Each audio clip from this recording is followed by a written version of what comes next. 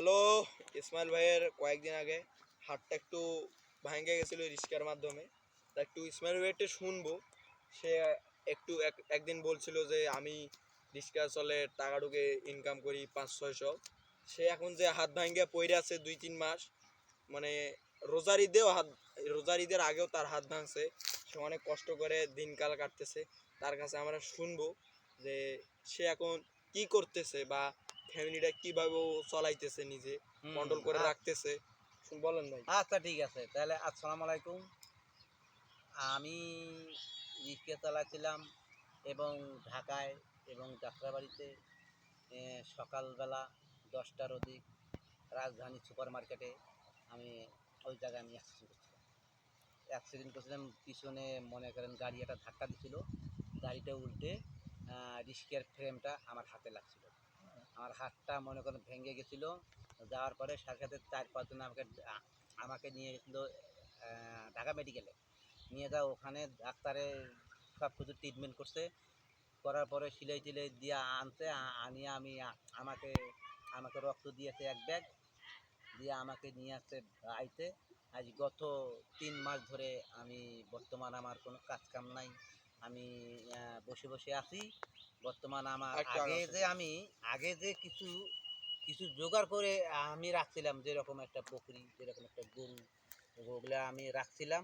ওগুলো আমি বিক্রি করিয়া আমি এই যে তোমার এই বিক্রি করি আমি এইসব চিকিৎসা করতেছি। ওতে হালকা পাতলা এক বেলা দুদিন আমি খাই, আর এক বেলা খাই না। তাই হোক, আমি এইভাবে আছি। তাই আল্লাহর রহমতে আমি এখন বর্তমান অনেক আপনাদের দোয়ায়, আল্লাহর রহমতে আমি একটু অনেক সুস্থ আছি। তা আপনার এই ইয়ারটা না, এই ইয়ারটা ভাই? আমার ডাইন হাত। এই ডাইন হাত? হ্যাঁ, আমার এই ডাইন হাতে কিন্তু আমার শক্তি বেশি। কারণ ডাইন হাত অবশ্যই গিয়েছিল। তা আল্লাহর রহমতে অনেক সুস্থ আছি। তা এখনও আমি বসে আছি, এখনও মনে করেন এই যে কোনো হাওলাত বলাত ঋণভাবে আমি খাচ্ছি। দিনকাল অবশ্যই ভালো হচ্ছে, আমি না খাচ্ছি না, কারণ দিনকাল অবশ্য সুন্দরভাবে নিয়ে আসছে। তা আমার ভিডিওটা আপনারা দেখবেন, দেখে আমার কোনো ভুল টুল হায়াদুল থাকে আপনারা আমাকে মাফ করবেন। তা আপনারা তো ইসমাইল ভাইয়ের কাছে কোনো কিছু একটু শুনলাম, সে অনেক কষ্ট করে ভাই, কষ্ট করে সে টাকা টুকা জমাইছিল। তা তুমি যে তখন ঢাকায় তোমার যে অ্যাক্সিডেন্টটা হলো, তুমি ওখানে কিভাবে রক্ত দিলা? আমি ওখানে রক্ত দিয়েছি। আমি ডাক্তারের কাছে যখন যাই, ডাক্তারে বলছে যে রক্ত লাগবে 1 ব্যাগ।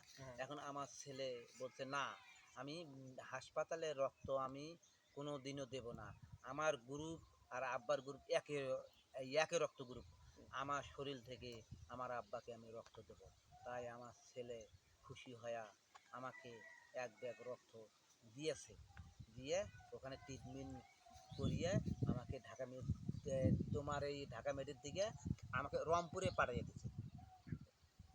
তা আপনাদের ইসমাইল ভাইয়ের অনেক কথাগুলো শুনলাম, ভালো লাগলো, কিন্তু একটু মনটা আমার খারাপ হয়ে গেল।